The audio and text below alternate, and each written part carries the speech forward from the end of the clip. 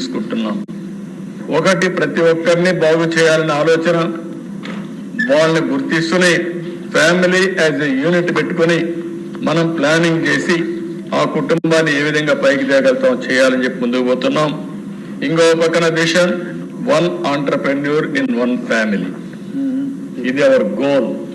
నేను చాలా సార్లు మీకు చెప్పాను, ఒకప్పుడు 25 సంవత్సరాలకు ముందు ఒక కాల్ ఇచ్చాం, one family one IT professional. Today ప్రతి ఒక్క ఇంట్లో ఏం చదువుకుంటున్నాం అంటే నేను ఐటీ చేస్తున్నాను అంటాడు. అంటే వాళ్ళు కూడా అర్థమైంది. ఈరోజు అందుకే నేను మాట్లాడాను, వన్ ఫ్యామిలీ వన్ ఆంటర్‌ప్రెన్యూర్. ఒక చిన్న షాప్ పెట్టుకోమనండి, ఒక ఎంఎస్ఎంఈ, ఒక చిన్న హోటల్ పెట్టుకోమనండి, ముగ్గురే ఇంట్లో వాళ్ళు పనిచేస్తారు. ఒక కాఫీ షాప్ పెట్టమనండి, ఒక టీ షాప్ పెట్టమనండి. They can earn money. ఈ విధంగా మన ఆలోచన విధానంలో మార్పు తీసుకొచ్చే విధంగా ఈ ఆంటర్‌ప్రెన్యూర్స్ని ప్రమోట్ చేయాల్సిన అవసరం ఉంది. Social security for every family. Government ఇచ్చే కార్యక్రమాలన్నీ కూడా ఆలోచిద్దాం, డిజర్వింగ్ పర్సన్స్కి ఇద్దాం, ఎప్పటికప్పుడు అనలైజ్ చేద్దాం, అందరికీ ఆదాయం పెరిగే మార్గం చూపిద్దాం. అదే సమయంలో ఎవరైతే అందరికంటే ఎక్కువ ఇబ్బందుల్లో ఉన్నారో వాళ్ళకి హ్యాండ్ హోల్డింగ్ ఇద్దాం, వాళ్ళకు ఆర్థిక సహాయం చేద్దాం. ఏం చేయాలో దానికి ఒక పాలసీ వర్కౌట్ చేసుకొని ముందుకు పోతాం. అందరికీ ఆరోగ్యం, విద్య, స్కిల్లింగ్, యాక్సెస్ టు ఇన్ఫ్రాస్ట్రక్చర్, ఇవన్నీ కూడా ఏమేం కావాలో అవన్నీ చేయడం కోసం ఈ జీరో పావర్టీలో ఒక పద్ధతి ప్రకారం పెట్టి ముందుకు పోతాం. అదే మరి ఇంకొక పక్కన మనం గుర్తుపెట్టుకోవాల్సింది, ఫ్యామిలీ అనేది ప్రపంచంలో ఏ దేశానికి లేనటువంటి ఒక గొప్ప వరం, ఒక లెగసీ. ఈ విషయం నేను చాలా స్పష్టంగా మాట్లాడుతున్నా. ఇక్కడ దీన్ని మనం ప్రమోట్ చేయాల్సిన అవసరం ఉంది. ఈరోజు అమెరికాకు పోతే అమెరికా ఫ్యామిలీస్ మీరు చూస్తే అక్కడ పనిచేస్తారు. 10th క్లాస్ ఇంటర్మీడియట్ పాస్ అవుతానే పిల్లల్ని బయట పంపిస్తారు. నువ్వే సంపాదించుకో, నువ్వే పైకి రా. నా బాధ్యత ఇంటర్మీడియట్ వరకు మేము చదివించాం, అయిపోయింది. ఆ తర్వాత తండ్రి కొడుక్కి అప్పిస్తాడు, కొడుకు తండ్రికి అప్పిస్తాడు. కానీ మన దగ్గర అది లేదు. మన దగ్గర ఉండే సంస్కృతి మీరు చూస్తే అధ్యక్ష, తండ్రి అనే వ్యక్తి జీవితాంతం మెంటర్ చేస్తాడు, తల్లి అనే వ్యక్తి జీవితాంతం మెంటర్ చేస్తుంది. ఇది ఈ బ్యూటిఫుల్ కల్చర్ మన సంస్కృతిలో భాగంగా వచ్చింది. ఈరోజు ఇండియాలో ఉండే ఏ ఫ్యామిలీ అయినా మీరు తీసుకోండి, పెళ్ళి అనేది ఎక్కడో స్వర్గంలో ఎప్పుడో నిర్ణయించారు, దేవుడు నిర్ణయించాడు కాబట్టి విడిపోకూడదు అనుకుంటాం. ఇప్పుడిప్పుడు కొన్ని చిన్న చిన్న విషయాల్లో యంగ్స్టర్స్ డిఫర్ అవుతున్నారు. కానీ మనం కూడా ఈ ఫ్యామిలీ వాల్యూస్ గురించి మాట్లాడాలి. ఒక ఫ్యామిలీ భద్రత ఇస్తుంది కుటుంబంలో, ఆర్థిక భద్రత, కుటుంబ భద్రత, ఒక సెక్యూరిటీ. మీరు అన్ని విషయాలు ఎందుకు, నేను జైల్లో ఉన్నప్పుడు 53 రోజులు నన్ను కలిసేదానికి అవకాశం ఇచ్చింది చట్ట ప్రకారం నా కుటుంబ సభ్యులకే, నా లాయర్కి. నన్ను నేను ఆర్గ్యూ చేసుకోవడానికి లాయర్కి ఇచ్చారు, చూడడానికి వారానికి ఒక 2 సార్లు కుటుంబానికి ఇచ్చారు. ఆ పేరుతోనే అందరూ వచ్చే పరిస్థితి వచ్చారు. నాకు ఒక అండగా వాళ్ళు నిలబడ్డారు. నాకే కాదు, కష్టకాలంలో ఉంటే అండగా నిలబడేది కుటుంబ సభ్యులు. ఆ కుటుంబాన్ని కాపాడుకోవడం మనందరి బాధ్యత అని చెప్పి మరొకసారి మీ అందరికీ తెలియజేస్తున్నాను. ఒక కుటుంబంలో ఒక వ్యక్తి అనారోగ్యం పాలైతే ఆ కుటుంబం ఎంత అవస్థపడతారో మనం చూసాం అధ్యక్ష, మామూలు కాదు.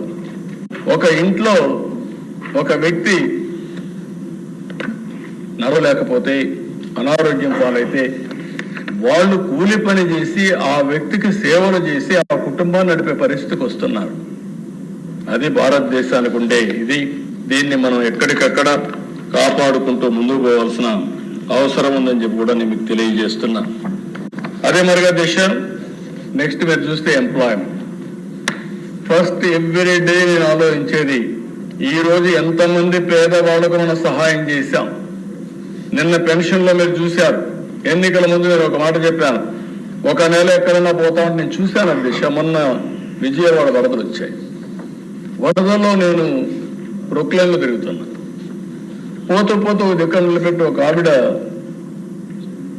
హోమ్ మేడ్ బోట్ చిన్న ఇది చేసుకొని ఫ్లోటింగ్లో వాళ్ళ మనిషి తోసుకుంటూ వస్తున్నారు. ఏంటమ్మా అని అడిగాడు. ఆ అమ్మాయి ఫిజికల్ హ్యాండిక్యాప్. సార్ నేను పెన్షన్ తీసుకోవాలా, ఫస్ట్ వచ్చింది, ఈరోజు తీసుకోకపోతే రాదు కాబట్టి మాది ఈ ఊరు కాదు బంధువుల ఇంటికి వచ్చాను, వరదల్లో చిక్కుకుపోయాను, నేను వెళ్ళి పెన్షన్ తీసుకోవాలి వెళ్తున్నాను. అంటే ఒక వరదలో కూడా పెన్షన్ తీసుకోవాలనే ధ్యాసతో జీవితాన్ని కూడా రిస్క్ చేసే పరిస్థితికి వచ్చింది. అది చూసినప్పుడు అనిపించింది ఒరిజినల్ సిస్టమ్ ఒక నెలలో తీసుకోకపోతే 3 నెలల్లో ఎప్పుడైనా సరే తీసుకునే అవకాశం ఇవ్వాలనే ఉద్దేశంతో ఈ నెల నుంచి ఆ సిస్టమ్ తీసుకొచ్చాం. ఎక్కడన్నా బయట ఉండే తీసుకోలేకపోతే 3 నెలల వరకు పెన్షన్ తీసుకునే అవకాశం కూడా క్రియేట్ చేశామని చెప్పి కూడా మీకు తెలియజేస్తున్నా. ఇక్కడికి వచ్చినప్పుడు అధ్యక్ష ఎంప్లాయ్మెంట్ రెండోది, అందరికీ పని ఉండాలి. అందరికీ పని ఉంటే హ్యాపీగా ఉంటాం. పని లేకపోతే అక్కడి నుంచి అన్ని సమస్యలు వస్తాయి. అందుకే నేను ఏమంటానంటే శక్తికి తగినట్టు ఎంప్లాయ్మెంట్ క్రియేట్ చేయడం మన అందరి బాధ్యత. నవేడేస్ మీరు చూస్తున్నారు అధ్యక్ష, ఎక్కడ చూసినా మన రాష్ట్రంలో అవకాశాలు ఉన్నాయి, మన దేశంలో అవకాశాలు ఉన్నాయి, ప్రపంచంలో అవకాశాలు ఉన్నాయి. నేను అందుకే ఒక మాట think globally, act globally, location is not the constraint. మీరు మామూలు కూర్చోండి, మీకు తెలివితేటలుంటే, లీడర్షిప్ క్వాలిటీస్ ఉంటే మీరు ఒక కంపెనీ పెట్టి కొన్ని వేల మందికి ఉద్యోగాలు ఇచ్చే పరిస్థితి వచ్చింది, ఆఫ్లైన్ ఆన్లైన్. ఇంకో పక్కన దేశ world class industrial parks create చేస్తున్నాం, టౌన్షిప్లు క్రియేట్ చేస్తున్నాం, ఉద్యోగాలు అక్కడే, వాక్ టు వర్క్, అలాంటి న్యూ కాన్సెప్ట్స్ అని తీసుకొచ్చి ఏ విధంగా ముందుకు పోవాలో ముందుకు పోతూ స్థానిక ఎంప్లాయ్మెంట్ కూడా ఇప్పిస్తూనే ఎకానమీ కూడా దోహదం చేస్తాం. కంటిన్యూస్గా మీరు గుర్తుపెట్టుకోవాలి, skilling and reskilling, up skilling. నేను ఎప్పుడు చెప్తాను, నేను చదువుకున్నప్పుడు నేర్చుకున్న చదువు నా ప్రొఫెషన్ రాజకీయానికి ఉపయోగపడాల, కానీ అది ఫండమెంటల్ నాలెడ్జ్ ఇచ్చింది. అక్కడి నుంచి రోజు నేర్చుకుంటున్నాం. అనవసర విషయాలు మర్చిపోకపోయినా మైండ్లో వెనకాల పెడుతున్నాం. ఫ్రంట్లో మాత్రం ఏది పనికి వస్తుందో దాన్ని ఆలోచించుకుంటూ ముందుకు పోతున్నాం. అది ఎవ్రీబడి చేయాల్సిన అవసరం ఉంది. ఫ్యూచర్కి కూడా skill is very very important. ఒక ఇండస్ట్రీలో ఒక ఆయన బాగా సక్సెస్ అవుతాడు, పాలిటిక్స్లో సక్సెస్ కాడు. పాలిటిక్స్ వేరే స్కిల్, ఇండస్ట్రీకి వేరే స్కిల్. ఐటీ స్కిల్స్ ఉన్నాయి దేశ. ఈరోజు మనం ఒకటి నేర్చుకుంటున్నాం, కొన్ని రోజులు అది అవుట్డేటెడ్ అయిపోతా ఉంది. ఇంకొక ప్రోడక్ట్ న్యూ ప్రోడక్ట్ వస్తుందో ఆ ప్రోడక్ట్ని మళ్ళీ నేర్చుకోకపోతే మీరు బ్యాక్వర్డ్ అయిపోతారు. అలాంటివన్నీ ఉంటాయి. అందుకే ఇది కంటిన్యూగా దేశంలోనే అందరూ క్యాస్ట్ సర్వేలు సెన్సస్ని లేకపోతే ఇంకోటి పెడితే దేశంలో మొట్టమొదటిసారిగా స్కిల్ సెన్సెస్ ఏర్పాటు చేసిన ప్రభుత్వం ఎన్డీఏ ప్రభుత్వం ఆంధ్రప్రదేశ్. ఎక్కడ లేదు దేశ స్కిల్ అంతా కూడా చేస్తాం. అక్కడి నుంచి ముందుకు తీసుకుపోయే పరిస్థితి వస్తుంది. ఇంకో పక్కన దేశ ఈరోజు ఫ్లెక్సిబుల్ వర్కింగ్ వచ్చేసింది. ఈ డెఫినేషన్ కూడా మనం చూస్తే నేను మాట్లాడుతూ ఉంటే ఐఏఎస్బి ప్రొఫెసర్ ఒక పేరు ఇస్తే నిన్ను కూడా మాట్లాడాను. ఫ్లెక్సిబుల్ వర్కింగ్ అంటే నాకు టైం ఉన్నప్పుడే నేను పని చేస్తాను, మీకు అవసరం కూడా పని చేయించుకుంటాను. ఈ రెండు మేనేజర్ అండ్ టెక్నాలజీ. ఇప్పుడు డ్రైవర్స్ కూడా 1 hour 2 hours పని చేసే పరిస్థితికి వచ్చారు దిశ. నువ్వు ఫోన్ చేస్తే నేను మొన్న చూశాను ఈ వరదల్లో ఒక తిరుగుతా ఉంటే ఒక అతను అడిగి ఏం పని చేస్తావు అని అడిగా. నేను బార్బర్ ఉద్యోగం చేస్తాను సార్ అన్నాడు. ఎక్కడ నీ షాప్ అన్నా, నాకు షాపులు ఇస్తాను అంటే ఎట్లా చేస్తామని అడిగా. అర్బన్ కమ్యూనిటీ రిజిస్ట్రేషన్ చేసుకున్నాను సార్, నేను చూసుకుంటాను ఆర్డర్స్ అన్ని, నాకు టైం ఉండేటప్పుడు నాకు నచ్చితే నేను మీ పని చేస్తున్నాను, నెలకు నాకు ఒక 30,000 వస్తుంది, నేను ఐఎమ్ వెరీ హ్యాపీ సార్ అన్నాడు. అంటే that type of working is coming now. Work from home, ఇంట్లో కూర్చొని కొంతమంది పని చేస్తుంది. నిన్న కూడా ఒక అమ్మాయి కనపడేసి నేను అడిగితే డోల్ నుంచి అనుకుంటాను లేకపోతే నంద్యాల ఏరియాలో ఆ అమ్మాయి చెప్తాను, ఇంట్లో కూర్చొని పని చేస్తున్నాను, అబ్బాయిని సరిగా చూసుకుంటున్నా, ఒక 60,000 రూపాయలు నెలకు వస్తూ ఉంది. అంటే ఒక మారుమూల ప్రాంతంలో కూర్చొని ఒక 60,000 రూపాయలు సంపాదిస్తా ఉంది అమ్మాయి. నిన్న ఒక అతను వచ్చాడు మా తమ్ముడి డెత్లో పోయినప్పుడు, వాళ్ళ బంధువు ఒక అబ్బాయి. ఏం పని చేస్తావంటే నేను వర్క్ ఫ్రమ్ హోమ్ అంటే 60 లక్షల రూపాయలు సంవత్సరానికి వచ్చే పరిస్థితి వచ్చింది. హ్యాపీగా ఇంట్లో కూర్చొని పని చేసుకుంటున్నాడు. యువర్ రైట్, అది ఆ వర్క్ ఫ్రమ్ హోమ్ డిఫరెంట్, ఈ వర్క్ ఫ్రమ్ హోమ్ డిఫరెంట్.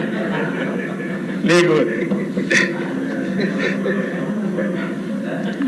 కొంతమందికి జైల్లో ఉన్న ఆలోచన డిఫరెంట్గా ఉంటాయి. కాబట్టి నేను దాని గురించి మాట్లాడాలి. నేను ఒక పాజిటివ్గా మిమ్మల్ని అందరినీ మోటివేట్ చేయాలనుకుంటున్నా, రాష్ట్రాన్ని తీసుకుపోవాలనుకుంటున్నా. ఆ దుర్మార్గులను మర్చిపోయి దూరంగా పెట్టి ఈ రాష్ట్రాన్ని ముందుకు తీసుకుపోయే బాధ్యత మనందరం కూడా ఆలోచించే బాధ్యత తీసుకోవాల్సిన అవసరం ఉంది. ఏం చేయాలో చేద్దాం. ఇంకో పక్కన దేశ ఈరోజు మీరు చూస్తే నేను ఒక కంపెనీని పిలిపించి మాట్లాడాను, ఒక 10 మందిని. నేను ఎప్పటి నుంచో ఆలోచిస్తున్నాను దీనిపైన. వాళ్ళందరూ కలిసి ఈరోజు దేశంలో ఒక 10 లక్షల వర్క్ స్టేషన్స్ క్రియేట్ చేశారు. మామూలుగా ఒకప్పుడు హైదరాబాద్, బెంగళూరు, చెన్నై, ఢిల్లీ అక్కడనే ఐటీ కంపెనీలు అక్కడ కూడా కొన్ని ఇక్కడనే ఎక్కువ వచ్చాయి. దానికి కావాల్సిన ఎకో సిస్టమ్ వచ్చింది ఇక్కడ. ఇప్పుడు వీళ్ళ పిలిపించి నేను మాట్లాడిన తర్వాత టైర్ 2 సిటీస్కి రమ్మని ప్రస్తావన ఒప్పుకున్నారు. టైర్ 2 సిటీస్ అంటే అన్ని జిల్లా హెడ్ క్వార్టర్స్ కానీ ఇంకా ఇంపార్టెంట్ టౌన్స్ అన్నిటికి వచ్చేసరికి సిద్ధపడ్డారు. వాళ్ళ మోడల్ ఏంటంటే వాళ్ళు రియల్ ఎస్టేట్ మొత్తం డెవలప్ చేస్తారు, బిల్డింగ్స్ డెవలప్ చేస్తారు, కంపెనీస్ తీసుకొస్తారు ప్రపంచం మొత్తం, వాళ్ళకి అప్పచెప్పి వాళ్ళు రన్ చేసుకుంటారు. నేను ఇంకొక మోడల్ ఆలోచిస్తున్నా. వర్క్ ఫ్రమ్ హోమ్, ఇంట్లో కానీ సరైన వాతావరణం లేకుండా చిన్న ఇల్లుండి పనిచేసే అట్మాస్ఫియర్ లేకపోతే ఆ మధ్యలోనే ఒక 5-6 ఇళ్లలో మంచి ఇల్లు ఉంటే, మంచి ఒక రూమ్ ఉంటే ఒక 5-6 మంది కూర్చో పని చేసుకోవడం, నైబర్హుడ్ వర్కింగ్. అది కాకుండా 3 కిలోమీటర్లు 5 కిలోమీటర్లో వర్క్ స్టేషన్స్ 150 క్రియేట్ చేసి వీళ్ళకు కూడా ఇంట్లో కూర్చుంటే చాలా బోర్ కొడుతుంది ఒక్కోసారి. ఎంతో పైన కంప్యూటర్లో కూర్చొని పనిచేసి పిచ్చి పట్టే పరిస్థితి వస్తున్నట్టు కాకుండా నెలకు 10 రోజులు అక్కడికి పోయి పనిచేయడం, 20 రోజులు ఇక్కడ పనిచేయడం, కాదు అనుకుంటే అక్కడే చేయాలనుకుంటే చేయడం, అలాంటి వర్క్ స్టేషన్స్ క్రియేట్ చేయడం. అక్కడ ఒక కంపెనీ అని ఉండదు, ఏ కంపెనీకి కావాలంటే ఆ కంపెనీకి పనిచేస్తారు. కానీ అక్కడ బాధ్యత పెట్టాలనుకున్నాను. ఆ బాధ్యత ఏంటంటే అక్కడ ఉండే డెవలపర్ వీళ్ళకి స్కిల్ డెవలప్మెంట్ చేస్తూ ఉంటాడు, వీళ్ళు కొత్త విషయాలు నేర్చుకుంటారు. అప్పుడు కొత్త విషయాలు నేర్చుకుని వాళ్ళ ప్రొడక్టివిటీ పెరుగుతుంది, పర్ఫార్మెన్స్ పెరుగుతుంది, శాలరీస్ పెరుగుతాయి. దట్ ఈజ్ మనం చేయాల్సింది. అప్గ్రేడింగ్ చేయగలిగితే చాలా ఫలితాలు వస్తాయి. ఈ విధంగా నేను మాట్లాడినప్పుడు ఒక మాట అన్నారు, మీరు లేట్ చేయొద్దండి, లేట్ చేస్తే ఇంకా లేట్ అవుతుంది. అట్లా కాకుండా గవర్నమెంట్ బిల్డింగ్స్ ఉంటే మాకు ఇవ్వండి, మేము వచ్చి ముందు పెడతాం, తర్వాత మేము కట్టుకుంటామంటే దానికి కూడా నేను ఒప్పుకున్నాం. ఒక పాలసీ తయారు చేస్తున్నాం.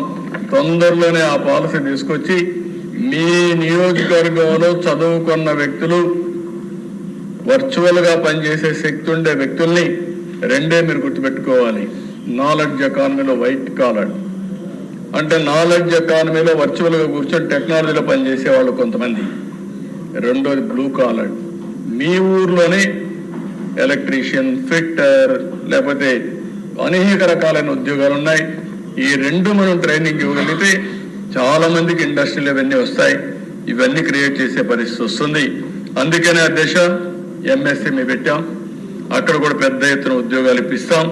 ఇంకో పక్కన మీరు చూస్తే నిన్న మొన్న ఏ విధంగా అయితే మనకి ఇండస్ట్రీస్ వస్తున్నాయో మీరు చూశారు. లా అండ్ ఆర్డర్ ఉండి, రాష్ట్రానికి క్రెడిబిలిటీ ఉండి, నాయకుల పైన, నాయకత్వం పైన, ప్రభుత్వం పైన నమ్మకం ఉంటే పెట్టుబడులు వచ్చే పరిస్థితి వస్తుంది. ఇక్కడ ఉమెన్ ఆంటర్ప్రెన్యూర్స్ కూడా ప్రమోట్ చేస్తున్నాం.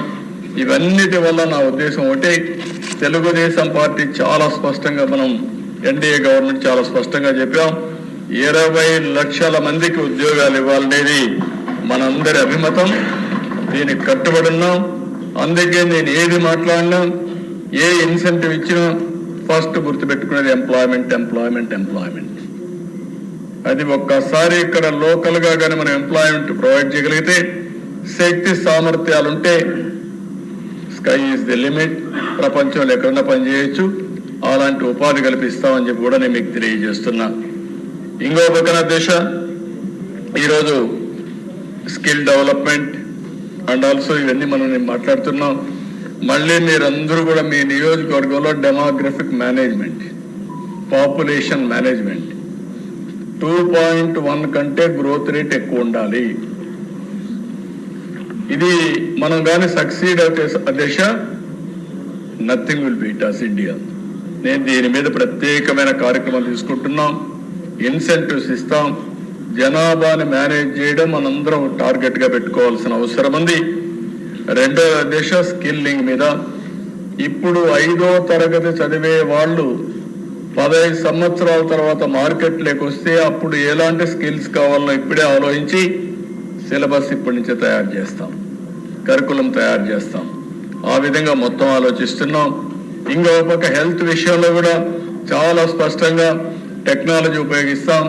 Preventive, curative, real time monitoring, wearables అన్నీ వచ్చేసాయి. నేను చాలాసార్లు మీ అందరికీ చెప్పాను. ఈరోజు నేను ఒక రింగ్ పెట్టుకున్నాను. ఈ రింగ్ అంటే మీరు అందరూ ఏమనుకుంటారంటే ఏదో మంత్రాలు గింత్రాలు ఉన్నాయని. మంత్రాలు ఏమీ లేవు. ఆరోగ్యం కోసం ఆరా రింగ్ పెట్టాను. తెల్లవారితో నిద్రలేస్తే నేను స్లీప్ స్కోర్ ఎంతో చూసుకుంటా, బాడీ రెడీనెస్ చూసుకుంటా. తక్కువ ఉంటే ఒక గంట ఎక్కువ నిద్రపోతాను. దాంతో బాడీ ఛార్జ్ అవుతుంది. అదే మరి ఇప్పుడు చాలా డివైస్ వచ్చేసాయి.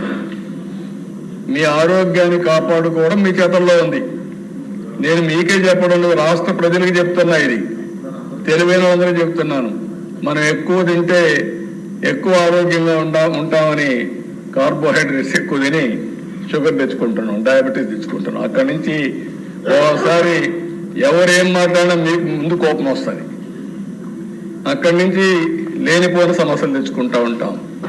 ఇవి కూడా మనం గుర్తుపెట్టుకోవాల్సిన అవసరం ఉంది. ఇంకో పక్కన అనవసరంగా హాస్పిటల్స్లో మీరు చూస్తే అధ్యక్ష చాలాసార్లు నేను చూస్తున్నాను. ప్రతి ఒక్క దానికి హాస్పిటల్ అడ్మిట్ అవుతున్నాం. మా పార్సార్థి డాక్టర్ చూస్తున్నాడు, ఎక్కువ మిస్యూజ్ చేస్తూ ఉంటాడు. కాబట్టి అంటే ఎట్లా చేస్తామంటే అధ్యక్ష ఇప్పుడు కార్పొరేట్ హాస్పిటల్స్ వచ్చాయి. ఒక రూమ్కు 1000 రూపాయలు, 2000, 5000 రూపాయలు. 10 days ఉంటే రూమ్ బిల్లే ఒక 50,000, 1,00,000 రూపాయలు అయిపోతుంది. 10 days ఉండాలా అని అడుగుతాను నేను. అదే ఒక డివైస్ ఒక ఉమెన్ కానీ, ప్రెగ్నెంట్ ఉమెన్ కానీ మనం ఒక వేరబుల్ కానీ ఆవిడకి పెట్టగలిగితే బాడీ ఎప్పటికప్పుడు కంట్రోల్ రూమ్ నుంచి మానిటర్ చేస్తూ ఎప్పుడు అవసరమో అప్పుడే ఎమర్జెన్సీ కింద అంబులెన్స్ పంపించి తీసుకొచ్చే పరిస్థితి వస్తుంది. 10 రోజుల బదులు 5 రోజులు హాస్పిటల్లో ఉంటే సగం ఖర్చు తగ్గిపోయింది, ఇంకొక పేషెంట్కి ఉపయోగపడుతుంది. ఈ విధంగా మొత్తం వినూత్నమైన ఆలోచన ఇప్పుడు మీరు చూస్తే ఏదైతే ఆర్టిఫిషియల్ ఇంటెలిజెన్స్ వల్ల ప్రిడిక్టివ్ అనలిటిక్స్ తీసుకొని నివారణ కూడా సాధ్యమయ్యే పరిస్థితి వస్తుంది. అనేక మీ హార్ట్ డిసీజెస్ కానీ లేకపోతే క్యాన్సర్ కానీ వేరియస్ ఇష్యూస్ దశ ఇవన్నీ వస్తాయి. అందుకే స్కిల్లింగ్ కానీ, హ్యూమన్ రిసోర్స్ డెవలప్మెంట్ కానీ, హెల్త్ కానీ, ఎడ్యుకేషన్ కానీ దీని మీద ఎక్కువ ప్రాధాన్యత పెట్టామని చెప్పి కూడా నేను మీకు తెలియజేస్తున్నా. నెక్స్ట్ దశ మీరు చూస్తే వాటర్ సెక్యూరిటీ డీటెయిల్స్కి నేను పోవడం లేదు. ఇన్ కోర్స్ ఆఫ్ టైం మనకు వస్తాయి, మీరు కూడా ప్రిపేర్ అవుతారు. వాటర్ సెక్యూరిటీ అధ్యక్ష చాలా స్పష్టంగా నాకు క్లారిటీ ఉంది. ప్రతి ఒక్క ఎకరాకు నీళ్లు ఇవ్వాలి, ఇళ్లకు ట్యాప్ ద్వారా నీళ్లు ఇవ్వాలి. ఆ నీళ్లు కూడా సస్టైనబుల్ రిసోర్సెస్ ద్వారా నీళ్లు తేవాలి. ఇంకో పక్క ఇండస్ట్రీకి ఎంత వాటర్ కావాలన్నా వాటర్ ఇవ్వాలి. దీనికి 2 మార్గాలు. ఏదైతే వర్షం పడుతుందో ఆ వర్షాన్ని ఎక్కడికక్కడ భూగర్భ జలాలుగా మార్చుకోవడం, లేకపోతే రిజర్వాయర్లు ఉంటే అవన్నీ నింపడం, మూడోది నదుల అనుసంధానం చేయడం. నేను మొన్న కూడా ఈ హౌస్లో చెప్పా, గోదావరి నుంచి బనకచెర్ల వరకు నీళ్లు తీసుకుపోగలిగితే, గోదావరి నుంచి వంశధారకు నీళ్లు తీసుకుపోగలిగితే ఆంధ్రప్రదేశ్ భవిష్యత్తు టోటల్గా మారే పరిస్థితి వస్తుంది. ఆశ అయితే ఉంది, ఆశయం ఉంది, కానీ డబ్బులైతే లేవు. కానీ ఆలోచన ఉంది. దీన్ని ఏం చేయాలని ఆలోచిస్తున్నా. ఎప్పుడు ఆలోచించినా ఇది వస్తూ ఉంది. కానీ ఒక సంకల్పం ఉంటే ఇది సాధ్యం అనేది నా నమ్మకం. ఆ సంకల్పంతో ముందుకు పోతున్నాం. ఒక్కసారి నదుల అనుసంధానం ఈ రాష్ట్రంలో జరిగి పోలవరం పూర్తి అయితే ఇంక మన రాష్ట్రానికి తిరుగుండదు. దక్షిణ భారతదేశంలో నెంబర్ 1 రాష్ట్రంగా ఆంధ్రప్రదేశ్ తయారవుతుంది. వేరే రాష్ట్రాలకు మనం నీళ్ళు ఇచ్చే పరిస్థితికి వస్తాం. ఇది కూడా ఆలోచిస్తున్నాం అని చెప్పి తెలియజేసుకుంటూ ఇలాంటి ఇన్ఫ్రాస్ట్రక్చర్ని క్రియేట్ చేయాలని ఎక్కడికక్కడ ఆలోచిస్తున్నాం. ఇది కాకుండా రైతులు, ఇక్కడ నేను చాలా స్పష్టంగా మనందరికీ బాధ్యత ఉంది. మనం అందరం కూడా 90% ఎక్కువ ఉండే వాళ్ళందరూ రైతు కుటుంబాల నుంచి వచ్చాం. తర్వాత కుటుంబాలు వ్యవస్థలు మారే, వ్యాపారస్తులు అయ్యారు, లేకపోతే డాక్టర్లు అయ్యారు, లేకపోతే ఇంకొక వేరియస్ ప్రొఫెషన్స్కి వచ్చారు. దీంట్లో నా కోరిక ఏంటంటే మ్యాక్సిమైజింగ్ ఫార్మర్స్ ఇన్కమ్స్, వ్యవసాయాన్ని సస్టైనబిలిటీ తీసుకురావాలి. ఇంకొక పక్క ఇది జరగాలంటే మనందరం కూడా ఆలోచించాల్సింది రైతుకు కావాల్సిన ఫైనాన్షియల్ స్టెబిలిటీ రావాలి, క్రెడిట్ అప్పు సులభంగా తీసుకోవాలి, అదే మరిగా వాళ్ళకి ఎప్పటికప్పుడు కొత్త టెక్నాలజీని నేర్పించాలి, లీగల్ సపోర్ట్ ఉండాలి. ఇవన్నీ కూడా పెట్టి వరల్డ్ క్లాస్ ఎకో సిస్టమ్ తీసుకురావాలి. హై అండ్ ప్రాసెసింగ్ ఉండాలి, స్టోరేజ్ ఫెసిలిటీస్ ఉండాలి. ఈరోజు మీరు చూస్తే హార్టికల్చర్లో 30-40% వేస్ట్ అయ్యే పరిస్థితి వస్తుంది. ఈ వేస్ట్ అంతా కూడా నివారించగలిగితే అదనపు ఆదాయం వస్తుంది. అలాంటి చాలా ఆలోచిస్తున్నాం. మన రాష్ట్రంలో దేశ AP community managed natural farming initiative తీసుకున్నాం. ఇది చాలా వరకు సక్సెస్ అవుతా ఉంది. ప్రపంచం అంతా ఆసక్తిగా చూస్తున్నారు. దీనివల్ల ఖర్చు తగ్గించడం, సాయిల్ హెల్త్ కండిషన్ మెరుగుపరచడం, క్లైమేట్ కూడా మార్పులు తీసుకురావడానికి ఉపయోగపడుతున్నాయి. మొన్న ఈ తుఫాన్లో మీరు చూస్తే ఎక్కడైతే నేచురల్ ఫార్మింగ్ ఉండేది ఇక్కడ డ్యామేజ్ తక్కువైంది, నేచురల్ ఫార్మింగ్ లేనిది ఇక్కడ ఎక్కువ డ్యామేజ్ అయింది. అంటే ఆ పంట కూడా రెసిస్టెన్స్ చేయగలుగుతా ఉంది. మామూలుగా మనం చూస్తూ ఉంటాం, ఒకప్పుడు నాటుకోడి ఉంటే ఇప్పుడంతా కూడా పౌల్ట్రీస్ వచ్చాయి. ఆ నాటుకోడికి ఇప్పుడు డిమాండ్ ఉంది. ఎందుకంటే దట్టు ఆటోమేటిక్గా ఆ స్ట్రెంగ్త్ వేరే. అలాంటివన్నీ ఇప్పుడు నేచురల్ ఫార్మింగ్లో వచ్చే పరిస్థితి వచ్చింది. ఇంకో పక్కన రాష్ట్రంలో అక్వా కల్చర్, హార్టికల్చర్ పెద్ద ఎత్తున చేయాలని, ఇంకో పక్క 100% usage of clean energy for farming solutions, solar pump sets ఇవన్నీ పెట్టాలని, అవసరమైతే కార్బన్ ఎమిషన్స్ బెనిఫిట్ కూడా వాళ్ళకి ఇద్దామని. అంటే ఎవరైతే 100% ఎలక్ట్రిసిటీ సోలార్ కుసుమ్ ద్వారా చేసుకుంటే వాళ్ళకు ఫ్రీగా మనం పెట్టించి తద్వారా వాళ్ళు ప్రోత్సహించగలిగితే చాలా వరకు ఉపయోగపడుతుంది. ఆ కరెంట్ ఇంటికి వాడుకుంటారు, లేకపోతే వాహనాలు ఉంటే ఛార్జింగ్కి ఉపయోగించుకుంటారు, ముందుకు పోయే పరిస్థితి వస్తుంది. ఇవన్నీ కూడా ఇది కాకుండా మొత్తం డీప్ టెక్ అండ్ మెకనైజేషన్, ఈ రెంట్కి కూడా ప్రాధాన్యత ఇస్తాం రైతాంగానికి. ఇందులో ఏఐ, ఐఓటీ, డ్రోన్స్, రోబోటిక్స్ ఏవైతే ఉన్నాయో అవన్నీ కూడా ఉపయోగించుకుని ఇప్పటికే చాలా వరకు మనం చూస్తే యూస్ కేసెస్ కూడా కొన్ని తయారు చేస్తున్నాం. అవి కూడా నేను చెప్తాను. ఒక డ్రోను పెస్ట్ని ఐడెంటిఫై చేసి ప్రీసిషన్ అగ్రికల్చర్లో ఎక్కడ పెస్ట్ ఉందో అక్కడే ముందు కొట్టే పరిస్థితి వస్తూ ఉంది. ఇలాంటి వినూత్నమైన అన్ని వస్తున్నాయి.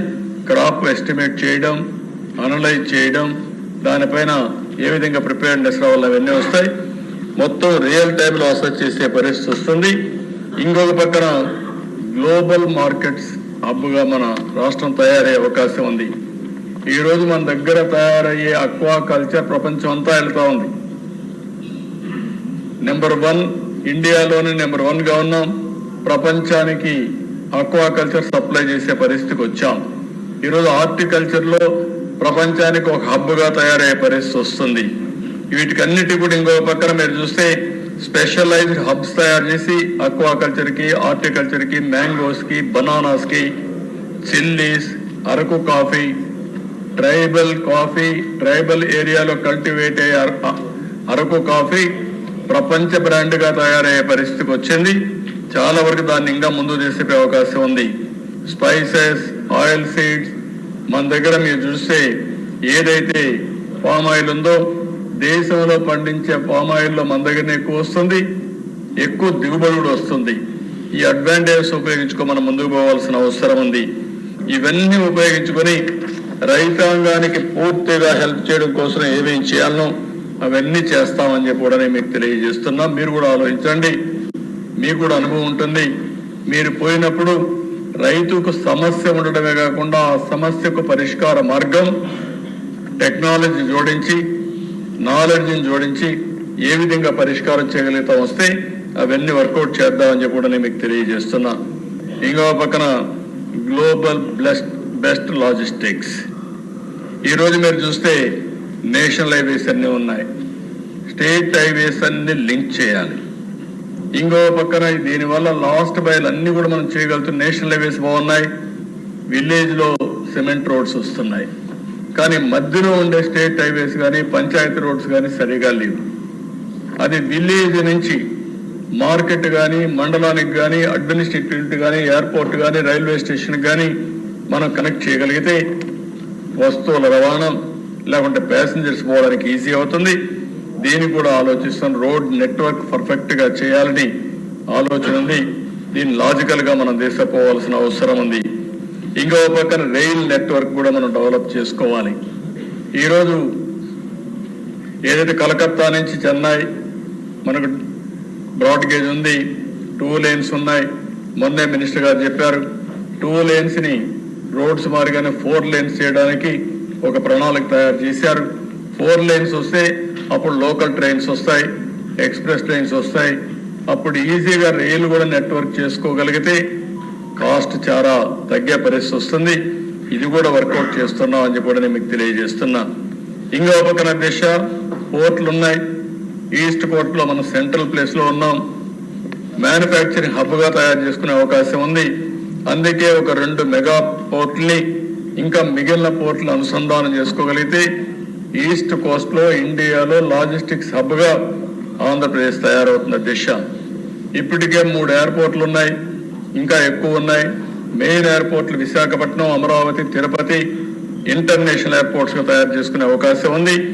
అదే మరి ఇంకొక 5 10 ఎన్ని అవసరమైతే అన్ని ఎయిర్పోర్ట్లు మనం ఏర్పాటు చేసుకుంటే కనెక్టివిటీ మెరుగుపడుతుంది. దాన్ని కూడా వర్కౌట్ చేస్తున్నా అని చెప్పి కూడా నేను మీకు తెలియజేస్తున్నా. ఇంకో పక్కన స్పెషలైజేషన్ కింద ఏదైతే ఎయిర్పోర్ట్లో విశాఖపట్నంలో మళ్ళీ ఒక సివిల్ ఏవియేషన్ యూనివర్సిటీ పెట్టుకోగలిగితే దేశంలో ఎక్కడన్నా ఉద్యోగాలు కావాలంటే వీళ్ళని ట్రైన్ చేసి ఇచ్చే పరిస్థితి వస్తుంది. ఎంఆర్ఓ ఫెసిలిటీస్ పెడుతున్నాం, అంటే విమానాలు రిపేర్ చేయడానికి ఒక కేంద్రాలు పెట్టుకుని మనం ముందుకు పోయే అవకాశాలు ఉన్నాయి. ఈ విధంగా ఉపాధి కల్పించడానికి, ఎకానమీ అభివృద్ధి చేయడానికి ఏమేమి అవకాశాలు ఉన్నాయో అన్ని ఆలోచిస్తున్నాం అని కూడా నేను మీకు తెలియజేస్తున్నాను. అదే మరిగా దిశ ఎప్పుడో బ్రిటిష్ వాళ్ళు ఎక్కడి నుంచి మన కాకినాడ నుంచి చెన్నై వరకు వాటర్ వేస్ అప్పుట్లోనే పెట్టారు, బకింగ్హామ్ కెనాల్. అవన్నీ పూడిపోయినాయి. మళ్ళీ రివైవ్ చేసుకుంటే అన్నింటికంటే కాస్ట్ ఎఫెక్టివ్ వాటర్ వేస్లో వచ్చే ట్రాన్స్పోర్టేషన్. ఇది కూడా మనం రివైవ్ చేసుకోవాల్సిన అవసరం ఉంది. ఇంకో పక్కన 2 కోస్టల్ ఎకనామిక్ జోన్స్ పెట్టాం, మల్టీ మోడల్ లాజిస్టిక్స్ పార్క్స్ పెడుతున్నాం, ఓపెన్ ట్రేడ్ పాలసీ. ఈరోజు మీరు చూస్తూ ఉంటే ఎక్కడికక్కడ డిజిటల్ కమ్యూనికేషన్ బాగా పెరిగిపోయే పరిస్థితికి వచ్చింది. కొన్ని ఆన్లైన్ ట్రేడింగ్ కూడా చాలా వచ్చే పరిస్థితి వచ్చింది. ఇలాంటివన్నీ కూడా మనం చూసినప్పుడు మనం ఒక పక్కన ఇవి చేస్తూనే ప్రతి ఒక్క ఇంటికి డిజిటల్ కమ్యూనికేషన్ ఉండాల్సిన అవసరం ఉంది. 4G వచ్చింది, 5G వచ్చింది, టుమారో 6G రావచ్చు. ఎంత కావాలనో అంత కనెక్టివిటీ ఇవ్వగలిగితే, బ్యాండ్విడ్త్ ఇవ్వగలిగితే ఎక్కడున్న డిస్టెన్స్ పెద్ద లొకాలిటీ పెద్ద కష్టం కాదని చెప్పి కూడా నేను మీకు తెలియజేస్తున్నా. ఇది కాకుండా దేశ ఇంతవరకు నేను చెప్పాను ఏదైతే ఎనర్జీ మీద ఈ పాలసీ కింద దిశ మీరు ఒకసారి చూస్తే సోలార్, విండ్, పంప్డ్ ఎనర్జీ ఇది రియాలిటీ. ఆంధ్రప్రదేశ్ కొన్ని అడ్వాంటేజెస్ ఉన్నాయి. దీనివల్ల గ్రీన్ ఎనర్జీ హబ్గా తయారైంది. నిన్న కూడా మీరు చూశారు ఎన్టీపీసీ ముందుకొచ్చి మన జెన్కో జాయింట్ వెంచర్ పెట్టి 50-50 1,80,000 కోట్ల రూపాయలు ఖర్చు పెట్టడానికి, పెట్టుబడులు పెట్టడానికి ముందుకొచ్చారు. ఈ నెల 29వ తారీఖున నరేంద్ర మోడీ గారి నాయకత్వంలో ఫౌండేషన్ కూడా వేస్తున్నామని చెప్పి కూడా నేను మీకు తెలియజేస్తున్నా. అంటే ఏ విధంగా ఈరోజు గ్రీన్ ఎనర్జీ ముందుకు పోతుందో ఒక ఉదాహరణ. అందుకనే మనం ఒకటే ఆలోచిస్తున్నాం, ఆంధ్రప్రదేశ్ని గ్రీన్ ఎనర్జీ, గ్రీన్ హైడ్రోజన్ హబ్గా తయారు చేయాలని. మీరు గుర్తుపెట్టుకోవాల్సింది ప్రపంచం మొత్తం ఎన్విరాన్మెంట్స్ అంతా కూడా బాగా డిస్టర్బ్ అయ్యే పరిస్థితి వస్తూ ఉంది. ఈరోజు వేడి పెరిగే పరిస్థితి వస్తూ ఉంది. వాతావరణ మార్పులు మనకే కనపడుస్తున్నాయి. వర్షాలు సకాలంలో పడడం లేదు. పడితే మనం చూస్తే క్లౌడ్ బరస్ట్లు అవుతున్నాయి. ఒకే దగ్గర పడిపోతున్నాయి. 40-50 సెంటీమీటర్లు రెయిన్ఫాల్ పడే పరిస్థితి వస్తూ ఉంది. ఇవన్నీ కూడా బ్యాలెన్స్ చేయాలంటే రాబోయే రోజుల్లో గ్రీన్ ఎనర్జీ చాలా ముఖ్యం. గ్రీన్ ఎనర్జీ కారిడార్స్ కూడా వస్తున్నాయి. Additional dedicated lines, transmission lines వచ్చే పరిస్థితి వస్తూ ఉంది.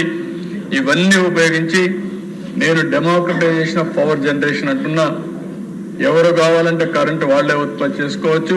వాళ్ళ ఇంటి మీద, పొలం దగ్గర, ఇంటి పక్కన భూమి ఉంటే అక్కడ కానీ ఉపయోగించుకొని వాళ్ళు కరెంట్ ఎంత కావాలంటే వాడుకోవచ్చు. మిగిలిన కరెంటు గ్రిడ్కి ఇవ్వచ్చు. వాళ్ళకు అవసరమైనట్టు మళ్ళా తీసుకోవచ్చు. లేకుంటే వాళ్లే బ్యాటరీ పెట్టుకుని దాన్ని ఛార్జ్ చేసుకొని వాళ్లే పోవచ్చు. ఇంటి దగ్గరనే మీ స్కూటర్ కానీ, కారు కానీ, ట్రాక్టర్ కానీ, ఆటో కానీ మీరు ఛార్జ్ చేసుకునే ఫెసిలిటీ వస్తుంది. ట్రాన్స్పోర్టేషన్ అంతా మారుతుంది. ఇంకో పక్కన మీరు ఒకసారి చూస్తే ఇందులో కూడా దిశ బయోఫ్యూయల్స్ వస్తున్నాయి. ఇలాంటి వినూత్నమైన కార్యక్రమాలు ఒకటి కాదు, చాలా వరకు మనం చూస్తూ ఉంటే ఈ గ్రీన్ ఇన్నోవేషన్లో చాలా పెద్ద ఎత్తున ముందుకు పోతున్నాం. ఈ పవర్లోనే చాలా మార్పులు వస్తాయి మీకు. ఇంత మునుపు మనం వాడేదంతా కూడా పెట్రోల్, డీజిల్ వాడాం. ఇప్పుడంతా ఎలక్ట్రికల్ వెహికల్స్ వచ్చేస్తున్నాయి. ఒకప్పుడు థర్మల్తోనే కరెంట్ వచ్చేది, హైడ్రల్తో కరెంట్ వచ్చేది. ఇప్పుడు అనేక విధాలుగా గ్రీన్ ఎనర్జీ ఉత్పత్తి చేసుకునే పరిస్థితికి వెళ్తున్నాం. దీన్ని అందరూ కానీ మనం కానీ ప్రమోట్ చేయగలిగితే ఆంధ్రప్రదేశ్ రాష్ట్రం గ్రీన్ ఎనర్జీ హబ్గా, గ్రీన్ హైడ్రోజన్ హబ్గా తయారవుతుంది. నేను ఆలోచించే విధానం కాస్ట్ తగ్గించాలి అనే ఉద్దేశంతో ముందుకు పోతున్నాం. ఏ విధంగా కరెంటు వాడినా, లేకుంటే డీజిల్ వాడినా, పెట్రోల్ వాడినా ఎంత ఎఫెక్టివ్గా కాస్ట్ తగ్గుతూ వాడుతామో అది వర్కౌట్ చేస్తున్నాం. ఇంకో పక్కన దేశం ముందే చెప్పాను, ఇండస్ట్రీ పెద్ద ఎత్తున పెట్టుబడులు వచ్చేదానికి ప్రారంభమైనాయి. కానీ ఇంకా మనం చేయాల్సి చాలా ఉంది. ఆ నమ్మకాన్ని క్రియేట్ చేశాం. కానీ ఆ నమ్మకంతో కొద్దిగా వచ్చే పరిస్థితికి వచ్చారు. ఇంకా ఇన్ఫ్రాస్ట్రక్చర్ అంతా క్రియేట్ చేసి అగ్రికల్చర్ ప్రోడక్ట్ కానీ, ఇండస్ట్రీలో తయారయ్యే ప్రోడక్ట్ కానీ, సర్వీసెస్ ద్వారా వచ్చే ప్రోడక్ట్ కానీ ఒక నమ్మకం కలిగించాలి. ప్రోడక్ట్ పర్ఫెక్షన్ రావాలి, బ్రాండ్ ఉండాలి, రిలయబిలిటీ ఉండాలి. ఒక్కసారి మనం ప్రోడక్ట్స్ అన్ని ఇండియా ప్రోడక్ట్స్ కూడా మీరు చూస్తే దేశ ఇవన్నీ లోకల్ ప్రోడక్ట్స్ అయిపోయినాయి, చాలా ఇదిగా ఉన్నాయి. అట్లా కాకుండా భవిష్యత్తులో ప్రోడక్ట్ పర్ఫెక్షన్ తీసుకొచ్చి గ్లోబల్ బ్రాండ్స్ కానీ మనం ఎస్టాబ్లిష్ చేయగలిగితే that will be the game changer. దానికోసం ఈసారి ఫస్ట్ టైం మీరు చూస్తే ఇన్సెంటివ్స్ ఇచ్చే దాంట్లో కూడా ప్రోడక్ట్ పర్ఫెక్షన్కి ఇన్సెంటివ్స్ ఇచ్చాం అధ్యక్ష. ఒక ఇండస్ట్రీలో రా మెటీరియల్, ఇంకొక ఇండస్ట్రీలో ఫైనల్ ప్రోడక్ట్, ఇంకొక ఇండస్ట్రీలో రా మెటీరియల్ తయారు చేయడానికి ఓవరాల్గా పెద్ద ఎత్తున దీనికి శ్రద్ధ పెడుతున్నాం. ఎక్స్పర్ట్స్ని మాట్లాడుతున్నాం. అందరిని ఇన్వాల్వ్ చేసి ప్రోడక్ట్ పర్ఫెక్షన్కి వెళ్తాం. బ్లూ ఓషన్ ఎకానమీ, మనకు సముద్రం ఉంది. సముద్రాన్ని ఇంకా మనం ఉపయోగించుకోలేదు. బోలెడన్ని ఉపయోగాలు ఉన్నాయి. సముద్రంలో సంపద ఉంది. ఆ సంపదను ఉపయోగించుకుంటే భవిష్యత్తుకు బ్రహ్మాండంగా పనిచేస్తుంది. అది కూడా ఎగ్జామిన్ చేస్తున్నాం. ఇంకో పక్కన దేశం స్వచ్ఛ ఆంధ్రప్రదేశ్, స్వచ్ఛ భారత్లో భాగంగా ఈ స్వచ్ఛ ఆంధ్రప్రదేశ్ని మనం ప్రమోట్ చేస్తున్నాం. ఇది మీ గ్రామాల్లో మీరు చూస్తున్నారు. ఒకప్పుడు ఆడబిడ్డలు మరుగుదొడ్డికి పోవాలంటే మరుగుదొడ్లు లేకుండా తెల్లవారితో నిద్రలేసి ఎవరూ లేనప్పుడు రోడ్డు పక్కన మరుగుదొడ్డికి పోయే పరిస్థితి. ఎవరన్నా వాహనాల్లో వచ్చి లైట్లు వేస్తే అవమానంగా ఫీల్ అయ్యే పరిస్థితి. ఆ రోజు నేను ఆలోచించా, ఆడబిడ్డల ఆత్మ గౌరవాన్ని పెంచాలనే ఉద్దేశంతోనే ఆడబిడ్డల ఆత్మ గౌరవం పేరుతో ప్రతి ఒక్క ఇంటికి మరుగుదొడ్డి ఇచ్చాం. ఆ తర్వాత స్వచ్ఛ భారత్ రిపోర్ట్ కూడా నేనే ఇచ్చాను. దగ్గర 15 మంది ముఖ్యమంత్రులతో ఆ రోజు రాసి ఇచ్చాం. గవర్నమెంట్ ఆఫ్ ఇండియా ఒక బ్రహ్మాండంగా ఒక డిపార్ట్మెంట్ క్రియేట్ చేసి స్వచ్ఛ భారత్ నిధులు ఇచ్చే పరిస్థితికి వచ్చారు. మన రాష్ట్రంలో వస్తే 83 లక్షల మెట్రిక్ టన్నులు చెత్తంతా రోడ్ల మీద పేరుకుపోయే పరిస్థితి వచ్చింది. అది క్లీన్ చేయాల్సిన అవసరం ఉంది. వేస్ట్ ఎనర్జీ ప్లాంట్లు పెట్టాం. అవన్నీ నిలిపేసే పరిస్థితికి వచ్చారు. ఒక రెండే పని చేస్తున్నాయి. ఇంకో పక్క ఊర్లలో మీరు చూస్తే మీకు ఎక్కడ పైన కనపడుస్తూ ఉంటాయి. వేస్ట్ కాంపోస్ట్ షెడ్లు కట్టాం. అక్కడనే రీసైక్లింగ్, కాంపోస్ట్ కన్వర్షన్, దాన్ని మళ్ళీ పొలాలకు వాడడం. వాళ్ళు ఆ ఊర్లో ఉపయోగపడకపోతే మార్క్ ఫెడ్ ద్వారా కొని ఎక్కడ కావాలంటే అక్కడ అమ్మే బాధ్యత కూడా వాళ్ళకి అప్పచెప్పాం. ఇవన్నీ చేస్తే దిశ వ్యవస్థను పూర్తిగా సర్వనాశనం అయిపోయింది.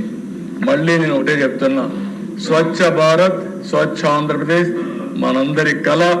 రాబోయే రోజు ఒక లెగసీగా తయారు కావాలి. నేను జపాన్కి పోతే ఆ దిశ ఎక్కడ చెత్తే కనపడదు, ఎక్కడ కాగితమే కనపడదు. ఎక్కడన్నా కాగితం కనపడిస్తే ఆ కాగితం తీసుకొని జోబులో పెట్టుకొని ఇంటికి పోయి డస్ట్బిన్లో వేస్తాను. ఆ కల్చర్ రావాలని కోరుకుంటున్నా. అది వస్తే ఈ రాష్ట్రంలో చాలా సమస్యలకు పరిష్కారం వస్తుంది. రెండవది, ఆలోచన విధానం కూడా మారాలి. మనం అందరం కూడా తెల్లవారితో నిద్రలేస్తే నిన్న కూడా నేను చెప్పాను అధ్యక్ష, మనం టూరిజం రావాలనుకుంటున్నాం, ఇండస్ట్రీ రావాలనుకుంటున్నాం. ఇక్కడ మోసాలు చేస్తాం, తప్పులు చేస్తాం, బెదిరిస్తామంటే ఎవరు వస్తారు అధ్యక్ష? ఇక్కడ ఎవరు రారు. అందుకే మన ఆలోచన విధానంలో కూడా మార్పు రావాలి. నీతి నిజాయితీగా ఉండాలి, వర్క్ కల్చర్ ఉండాలి. చెప్పిన పని చేసినట్టే ఉండే పరిస్థితి వస్తేనే ఇవన్నీ సాధ్యమవుతాయి. అందుకే స్వచ్ఛ ఆంధ్రప్రదేశ్ యొక్క దీన్ని మళ్ళా ఒక ఉద్యమ స్ఫూర్తితో తీసుకుపోతాం. నేను కూడా ఒకప్పుడు, ఇప్పుడు కాకుండా సమైక్య ఆంధ్రప్రదేశ్లోనే నెలకొక్క రోజు, ఆ రోజు మీరు చూస్తే క్లీన్ అండ్ గ్రీన్ పెట్టాం. పచ్చదనం పరిశుభ్రం అనే కార్యక్రమం పెట్టి క్యాంపెయిన్ మోడ్లో తీసుకెళ్ళాం. మళ్ళీ అవసరం స్వచ్ఛ ఆంధ్రప్రదేశ్ని ఒక క్యాంపెయిన్ మోడ్లో తీసుకుపోతామని చెప్పి కూడా నేను మీకు తెలియజేస్తున్నాను. ఇది కాకుండా దేశ last 10th point, deep tech. ఒకప్పుడు లిటరసీ గురించి మాట్లాడేవాళ్ళం, తర్వాత డిజిటల్ లిటరసీ గురించి మాట్లాడాం. ఇప్పుడు రాబోయే రోజుల్లో టెక్నాలజీ పెనిట్రేషన్ గురించి మాట్లాడుతున్నాం. డేటా అంతా కూడా, నాలెడ్జ్ అంతా క్లౌడ్లో ఉంది. రియల్ టైం డేటా అంతా కూడా మీరు చూస్తే శాటిలైట్ ద్వారా వస్తుంది, లేకపోతే డ్రోన్ ద్వారా వస్తుంది, సీసీటీవీ కెమెరాల ద్వారా వస్తుంది, సెల్ ఫోన్ ద్వారా వస్తుంది, ఐఓటీస్ ద్వారా వస్తుంది, వేరబుల్స్ ద్వారా వస్తుంది, రియల్ టైం డేటా వస్తుంది. ఈ రెండు కానీ పెనిట్రేట్ చేసే దిశ మీరు కానీ చేయగలిగితే ప్రిడిక్టివ్ అనలిటిక్స్ రియల్ టైంలో వచ్చి ఆటోమేటిక్గా సొల్యూషన్ కూడా రియల్ టైంలో తీసుకునే పరిస్థితి వస్తుంది. నేను అందుకే ఒక కేస్ స్టడీ కింద చెప్పాను. ఈరోజు చాలా పెద్ద ఎత్తున మీరు చూస్తే డేటా వల్ల చాలా లాభాలు వస్తున్నాయి. భవిష్యత్తులో డేటా వెల్త్ దిశ, ఇది సంపద. ఎంత డబ్బులు మీ దగ్గర ఉందనేది కాదు, ఎంత డేటా మీ దగ్గర ఉండేది చాలా ముఖ్యం. ఆ డేటా కూడా ఎక్యురసీ ఉండాలి. ఇలాంటి గార్బేజ్ ఉంటే టెక్నాలజీలో గార్బేజ్ ప్రొడ్యూస్ అవుతుంది. కానీ ఏదైతే క్వాలిటీ డేటా ఉంటే అనలిటిక్స్ ఉపయోగిస్తే మీకు అనలిటిక్స్ వల్ల వండర్ చేసే పరిస్థితి వస్తుంది. అందుకే మొన్నే ఒకసారి ఐఐటి చెన్నై వచ్చారు, మెడ్రాస్ వచ్చారు. వాళ్ళు చాలా హ్యాపీగా ఫీల్ అయ్యారు. మేమంతా డీప్ టెక్నాలజీ ఇన్స్టిట్యూట్ ఇక్కడ పెడదాం, మేము కూడా పనిచేస్తాం, మీ ఆలోచనలు బాగున్నాయి, తప్పకుండా చేద్దామనే పరిస్థితికి వచ్చారు. నా ఆలోచన ఒక రాబోయే రోజుల్లో అగ్రిటెక్, అగ్రికల్చర్లో టెక్నాలజీ, మెడిటెక్, మెడికల్లో టెక్నాలజీ, పవర్లో టెక్నాలజీ. దీనివల్ల కాస్ట్ రెడ్యూస్ చేసే అవకాశం వస్తుంది, వినూత్నంగా సొల్యూషన్స్ వచ్చే అవకాశం వస్తుంది. ఈరోజు మనం అందరం ఇక్కడ ఉన్నాం. 164 మందిలో 164 ఆలోచనలు ఉంటాయి. ఎఫిషియన్సీలో కూడా డిఫరెన్స్ ఉంటుంది, నాలెడ్జ్లో డిఫరెన్స్ ఉంటుంది. టెక్నాలజీ 80-90% అందరి ఆలోచనలు, బెస్ట్ ఆలోచనలు తీసుకొని సొల్యూషన్ ఇస్తే మనం దాన్ని ఫాలో అయితే మన నిర్ణయాలు 90% కరెక్ట్గా ఉండే పరిస్థితి వస్తుంది. అదే భవిష్యత్తులో టెక్నాలజీ చేయబోయే పని. రెండోది, ఈరోజు డ్రోన్స్ చూస్తున్నాం. 20 మంది మందు కొట్టేది ఒక డ్రోన్ కొట్టేసే పరిస్థితి వస్తూ ఉంది. అనవసరంగా మందు, ఒకప్పుడైతే మందుల షాప్ వాడు చెప్తే ఆ మందు తీసుకొచ్చి కొట్టేవాడు. ఏ మందు కొట్టాలంటే ఆయన చెప్పేవాడు, నేను కొట్టేవాడు. 2 సార్లు 3 సార్లు కొట్టి అప్పుడు పాలైపోయేవాళ్ళు. ఈరోజు అధ్యక్ష అవన్నీ పోయినాయి. ఈరోజు మీరు చూస్తే ఎక్కడ పెస్ట్ ఉంటే అక్కడనే అప్లికేషన్ చేసే పరిస్థితికి వచ్చాం. ఎక్కడ మస్కిటో ఉంటే ఆ మస్కిటో దగ్గరనే అప్లికేషన్ చేసే పరిస్థితి వచ్చాం. ఇలాంటి టెక్నాలజీస్ అన్ని వస్తున్నాయి. ఇవన్నీ చేస్తామని చెప్పి తెలియజేసుకుంటూ ఈ 10 ప్రిన్సిపల్స్ పెట్టుకొని మనం రాబోయే రోజుల్లో ముందుకు పోవాల్సిన అవసరం ఉంది. Next, community living and village to be building block కింద ఈ ప్రభుత్వం ఆలోచిస్తున్నామని చెప్పి కూడా నేను మీకు తెలియజేస్తున్నాను. ఇక్కడ చూసినప్పుడు దేశ equitable access to clean water, power అవన్నీ ఇచ్చి ప్రైమరీ హెల్త్ ఇవన్నీ ప్రమోట్ చేసి గ్రీన్ ఎనర్జీ ఇవన్నీ ఉపయోగించుకుని బ్యాంకింగ్ సర్వీస్ అన్నీ పెట్టి అదే మరిగా prevention of local traditions, community centres for cultural, social and economic యాక్టివిటీస్ని క్రియేట్ చేయడం, గ్రామాల్లో ఇవన్నీ మనం క్రియేట్ చేయగలిగితే చాలా వరకు ఆ గ్రామ స్వరూపమే మారే పరిస్థితి వస్తుంది. 100% రోడ్ కనెక్టివిటీ పెట్టడం, అదే మరి రోడ్లు కానీ నీట్గా వేసి ఆ వాతావరణం క్రియేట్ చేసి అక్కడి నుంచే పని చేసుకునే పరిస్థితి వస్తుంది. ఇంకో పక్కన దిశ ఎక్కడికక్కడ మనం చూసినప్పుడు ఈ డిజిటల్ కనెక్టివిటీ ఇవన్నీ కానీ ఇవ్వగలిగి విలేజ్ యాజ్ ఎ యూనిట్ తీసుకొని, నేను అక్కడ ఫ్యామిలీ యాజ్ ఎ యూనిట్ అన్నాను. ఆ తర్వాత ఇక్కడికి వచ్చినప్పుడు విలేజ్ యాజ్ ఎ యూనిట్ వాళ్ళకు కావాల్సిన అన్ని ఫెసిలిటీ, డ్రైనేజ్ ప్రాపర్గా ఉండడం, సిమెంట్ రోడ్ వేయడం, కరెంట్ స్ట్రీట్ లైట్స్ పెట్టడం, రోడ్లు ప్రాపర్గా ఉండడం, వాళ్ళ మార్కెటింగ్ క్వాలిటీ చేయడం, అక్కడి నుంచి ఎకనామిక్ యాక్టివిటీకి ముందుకు పోతామని చెప్పి కూడా నేను మీకు తెలియజేస్తున్నా. ఇది చేసి సీనియర్ సిటిజన్స్ కూడా సెల్ఫ్ హెల్ప్ గ్రూపులు పెట్టి వాళ్ళను కూడా ఎకనామిక్గా డెవలప్ చేయాల్సిన అవసరం ఉంది.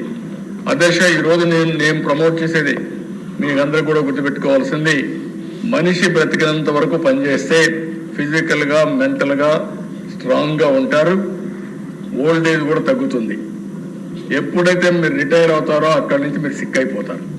అక్కడి నుంచి మీ మైండే ప్రిపేర్ చేస్తుంది, ఐ హ్యావ్ బికమ్ ఓల్డ్ కాబట్టి I cannot walk, I cannot work. రెండోది కూడా మీరు చూస్తున్నారు, ఈరోజు అందరూ ఏ వయసులో అయినా సాయంత్రం వాకింగ్ చేసే పరిస్థితికి వచ్చారు. మార్నింగ్ 6 గంటలు నిద్రపోతే నిద్రలేస్తాను నేరుగా వాకింగ్కి వెళ్తున్నారు. ఒకప్పుడు నేను ఎన్నోసార్లు చెప్తే ఎవరు వచ్చేవాళ్ళు కాదు. ఇప్పుడు ఇక్కడ కాలేజీల్లో వాకింగ్ చేయడానికి అనుమతించడం లేదు, నా వెరిఫై దగ్గరికి వచ్చారు. It is a good sign, ఒక మార్పు వచ్చింది. అయితే ఫిజికల్ వర్క్ ఎంత ముఖ్యమో మెంటల్ స్టిమ్యులేషన్ కూడా అంతే ముఖ్యం. మైండ్ కూడా పనిచేయాలి. మైండ్ పని చేయకపోతే కొన్ని రోజుల తర్వాత మతిమరుపు వస్తుంది, ఉండే విషయాలు మర్చిపోతాం. కాబట్టి యాజ్ లాంగ్ యాజ్ మనం పర్ఫార్మెన్స్ చేయగలిగినంత వరకు సీనియర్ సిటిజన్స్ కూడా పనిచేసే పరిస్థితి రావాల్సిన అవసరం ఉంది. అలాంటి వాతావరణాన్ని క్రియేట్ చేసి రాష్ట్రంలో ఒక ఎకో సిస్టమ్ క్రియేట్ చేస్తాం, సమాజాన్ని మొత్తం ప్రిపేర్ చేస్తాం. అది పోతేనే అధ్యక్ష, ఈరోజు మీరు ఇక్కడ చూస్తే ఒక 12 ప్రిన్సిపల్స్ మళ్ళా రిపీట్ చేశాం. Universal technology enabled affordable health care, skilling and employment, employability, focused education, safe, dignified and meaningful living, nature positive approach to development, city agglomerations with every household as growth center, logistics hub for the East, industries of the future, high quality and next generation innovation hub, global agri powerhouse and farmers prosperity, premier tourism destination. These one sector దేశ భవిష్యత్తులో tourism అనేది చాలా employment create చేస్తుంది, చాలా prosperity తీసుకొస్తుంది. ఈసారి అయితే అల్టిమేట్గా 2047కి 20% కాంట్రిబ్యూషన్ జిఎస్టిపి టూరిజం రావాలని కోరుకుంటున్నాం. ఇప్పుడు 4% ఉంది, దాన్ని 20% తీసుకుపోవాలని చెప్పి ఆలోచిస్తున్నాం. రెండవ దిశ real time governance with deep tech. ఏ వ్యక్తికి అన్యాయం జరగకుండా చేయాలని నా కోరిక. దీనికి కూడా ఒక ఎక్సర్సైజ్ చేస్తున్నాం. ఈరోజు పిటిషన్లు వస్తున్నాయి. ఎందుకు ఆ పిటిషన్లు వస్తున్నాయి? 2-3 రకాలుగా వస్తున్నాయి. ఒకటి financial, 2 non financial. Non financial అన్ని గవర్నెన్స్లో జరిగే అవకతవకల వల్ల ఈ సమస్యలు వస్తున్నాయి. ఈరోజు వచ్చే పిటిషన్ల విషయాన్ని నేను చాలా స్పష్టంగా చెప్పాను. 60-70% ల్యాండ్ రిలేటెడ్ పిటిషన్స్. మీరు పరిష్కారం చేస్తే ల్యాండ్ కొత్తగా మీరు ఇవ్వరు, అతను ల్యాండ్ అతనికి ఇవ్వాలి. అతను ల్యాండ్ అతనిది కాదని 22A పెట్టేయడం, భూ కబ్జాలు చేయడం, రికార్డ్స్ తారుమారు చేయడం, సర్వేల పేరుతో ఇది చేయడం, కొత్త చట్టాలు తెస్తామని ఇష్టానుసారంగా చేసి ఇప్పుడు మొత్తం ఆ వ్యవస్థని అతలాకుతలం చేసే పరిస్థితికి వచ్చారు. అందుకే అవసరమైతే అయితే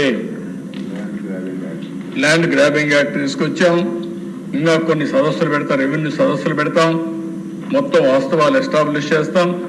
వన్స్ ఫర్ ఆల్ ఆ సమస్య పరిష్కారం చేస్తే చాలా సమస్యలు పరిష్కారం అవుతాయి. జెన్యున్ పర్సన్స్ టార్గెట్ పెట్టుకొని మనం ఇచ్చే బెనిఫిట్స్ అని ఇద్దాం.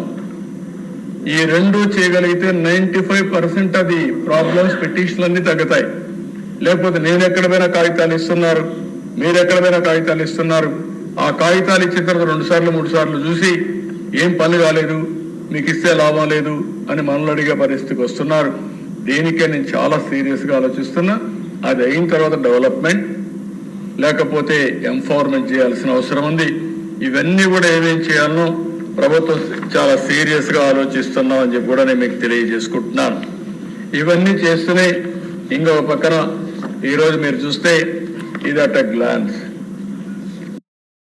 47 మనం ఎక్కడుంటాం అనే దానికి అవుట్కమ్స్, మనం నేను చెప్పిన 10 ప్రిన్సిపల్స్ మిగిలిన 10 మీరు చేసుకుంటూ వస్తే ఇవి మనం అచీవ్ చేయవలసిన గోల్స్.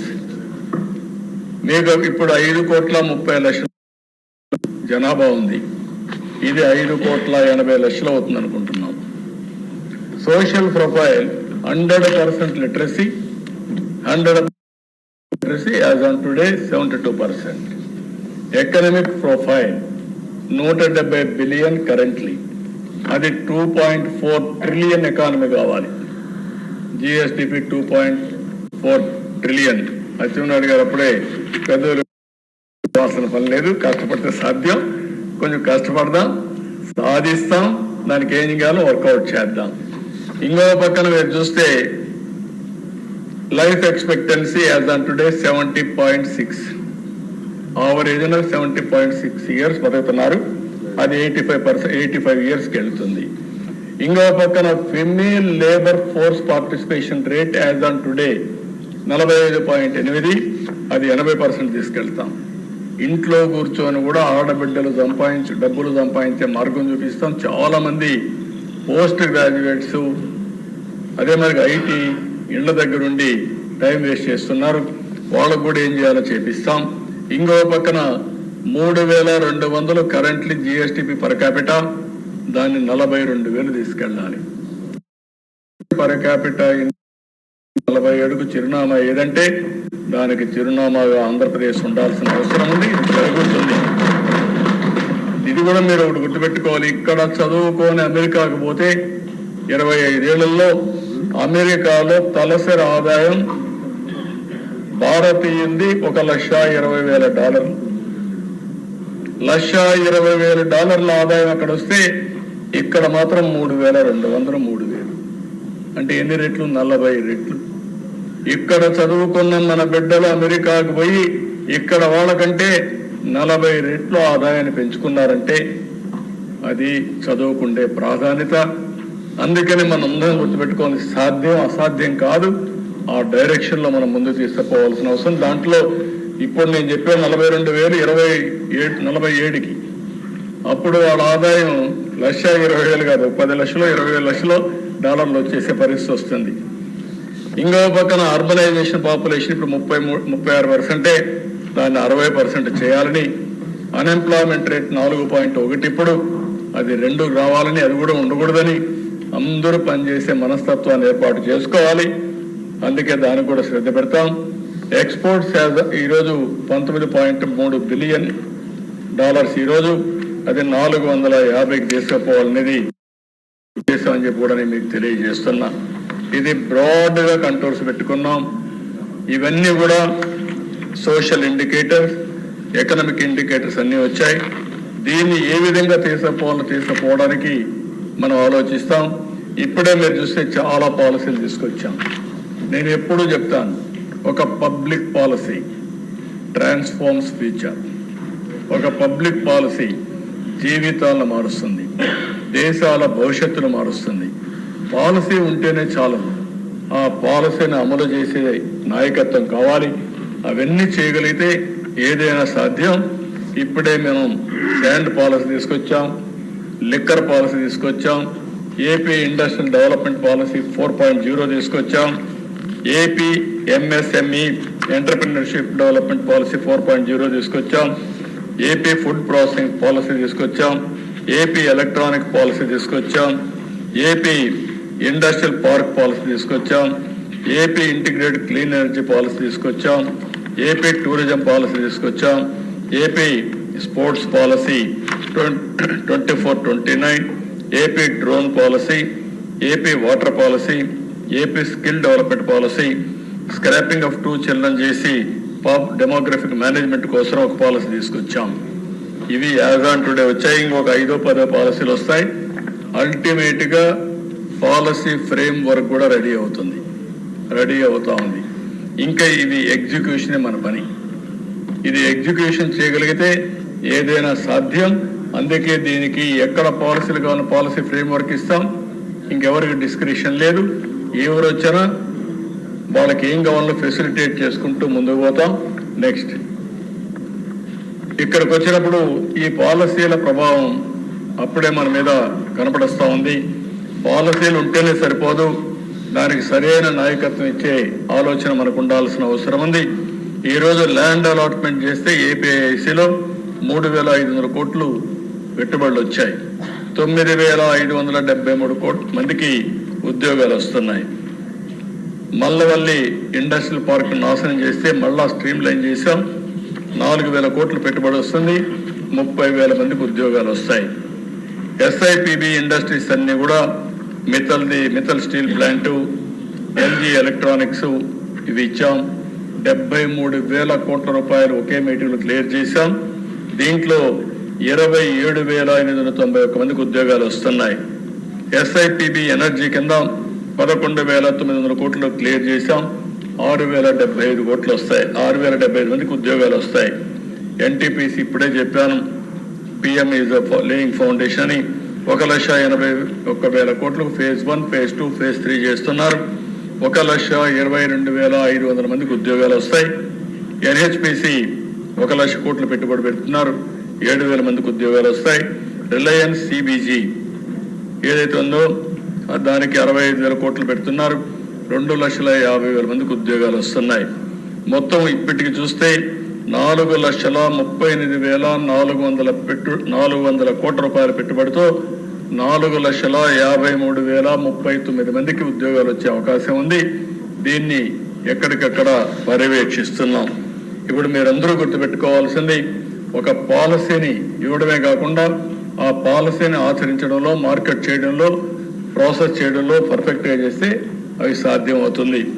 ఇప్పుడు సిఆర్డిఏ ఈరోజు డిస్కస్ చేయాల్సింది అమరావతి, మనం డిస్కస్ చేయలేకపోయాం. కానీ దానికి కూడా ప్రణాళిక ఇచ్చాం. అన్ని కూడా టెండర్స్ అన్ని కూడా క్యాన్సిల్ చేసి మళ్ళా టెండర్స్ అన్ని పిలిచాం. ఇవన్నీ పిలిచి దానికి కూడా క్లియర్ కట్గా నెక్స్ట్ మీరు చూస్తే 15/12/2024 ప్రారంభించి 6 నెలల్లో మీరు కూడా ఎమ్మెల్యేలంతా ఇక్కడే ఎమ్మెల్యే క్వార్టర్స్ మీకు ఇస్తున్నాం. ఎక్కడ సిటీకి పోయే పని లేకుండా, ఎక్కడికో పోయే పని లేకుండా ఎమ్మెల్యే క్వార్టర్స్ లో ఉండి అసెంబ్లీకి వచ్చే పరిస్థితిలో అక్కడ క్లబ్ కానీ అవన్నీ కూడా పెట్టి మీకు ఏ ఇబ్బంది లేకుండా చేయడం కోసం చేస్తున్నాం. ఇది కాకుండా క్వార్టర్స్ అన్ని కూడా group D, group B gazette officers quarters అన్ని 9 నెలల్లో, అంటే 15వ తారీఖు డెడ్ లైన్, అక్కడ టెండర్స్ పూర్తవుతాయి. అక్కడి నుంచి 9 నెలల్లో పూర్తవుతాయి. NGOs, AAS quarters, ministers quarters, judges bungalows ఇవన్నీ కూడా 9 నెలల్లో పూర్తవుతాయి. ఎల్పిఎస్ ఇన్ఫ్రాస్ట్రక్చర్ జోన్ 1, 2, 3, 4, 5, 6 ఇవన్నీ 24 నెలల్లో పూర్తి చేస్తాం. ఎల్పిఎస్ ఇన్ఫ్రాస్ట్రక్చర్ 7, 8, 9, 10, 11, 12A 24 నెలల్లో పూర్తి చేస్తాం. సెక్రటరియట్ టవర్స్ 30 నెలల్లో పూర్తి చేస్తాం.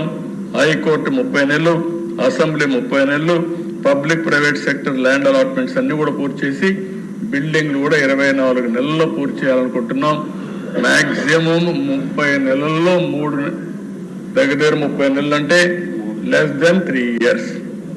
3 సంవత్సరాల్లో అమరావతికి ఒక షేప్ తీసుకొచ్చి మళ్ళీ ఇక్కడ గర్వపడేట్టుగా అమరావతి వస్తుంది, దానికి కూడా స్టార్ట్ చేస్తున్నాం. దీనికి కూడా ఒక 50,000 కోట్ల రూపాయలు పెట్టుబడి పెడుతున్నాం. కాబట్టి 50,000 కోట్ల రూపాయలు ప్రాథమిక అంచనా.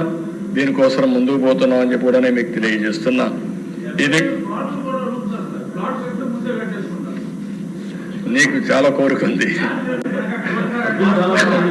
మీది ఊరే కాబట్టి అవసరం లేదు మీకు. చూద్దాం, ఒకసారి ఆలోచించి. ఫస్ట్ వచ్చారు కాబట్టి ఎమ్మెల్యేస్ అందరూ, వాళ్ళు కూడా మళ్ళీ రావడానికి అదే మరి హైదరాబాద్ కూడా ఇచ్చాం. దాన్ని ఒక ట్రాన్స్పరెంట్గా ఏం చేయాలో ఆలోచించి అది కూడా చేస్తాం. ఇక్కడికి వచ్చినప్పుడు పోలవరం మీరు ఒకసారి చూస్తే 14, 19, 7 మండలాలు తీసుకొచ్చాం. 11,702 కోట్లు ఖర్చు పెట్టాం. అది ఈరోజు 55,548 కోట్లు అవుతుందని 17, 18లోనే సిడబ్ల్యూసీ అందరూ కూడా అప్రూవ్ చేశారు. 72% పూర్తి చేశాం.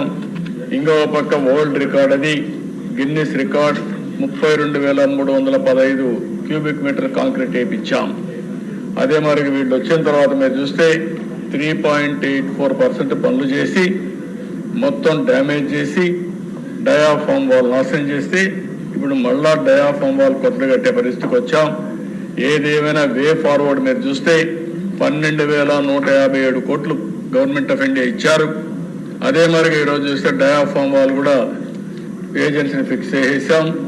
రేపు రాబోయే రోజుల్లో ప్రిపరేటరీ వర్క్స్ అన్ని పూర్తయినాయి.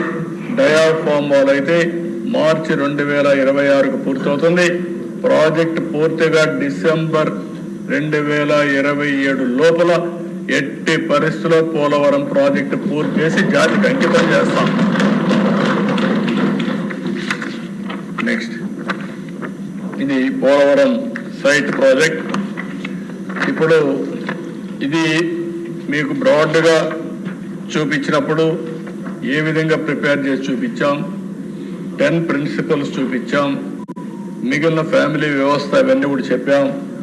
ఏ విధంగా భవిష్యత్తులో ముందుకు పోవాలో చెప్తూనే ఇప్పుడు యూస్ కేసెస్ కూడా ఏ విధంగా మనం ఈ 4 నెలల పాలసీల వల్ల ఏమేం చేసాం అవి కూడా మీకు చూపించాం.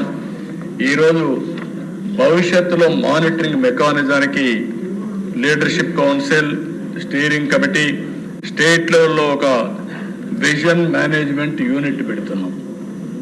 రాష్ట్ర స్థాయిలో ఒక విజన్ మేనేజ్మెంట్ యూనిట్ పెట్టి దానికి కావాల్సిన advisory committee, professional support, line departments, districts అన్ని కూడా అనుసంధానం చేస్తాం.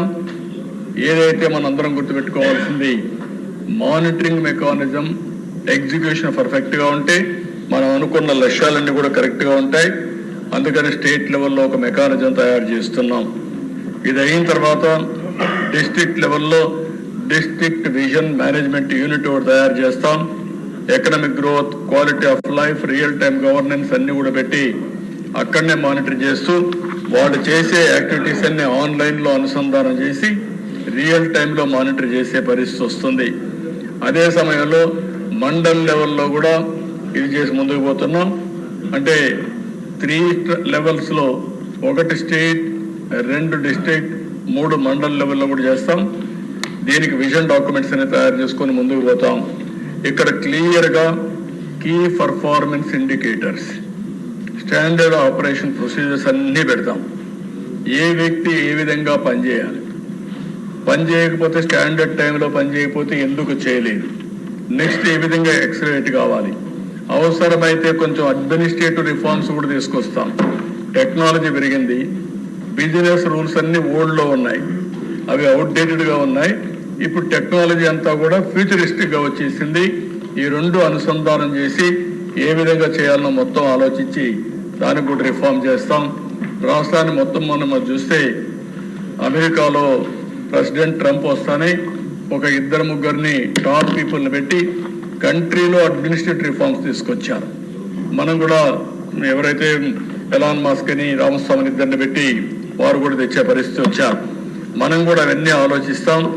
ఆలోచించి ఏమేం చేయాలో చేస్తూనే ప్రైమరీ, సెకండరీ, టెరిషరీ ఈ 3 సెక్టర్స్లో మీరంతా కూడా మనం ఎకానమీ జిఎస్టిపిని మానిటర్ చేస్తాం.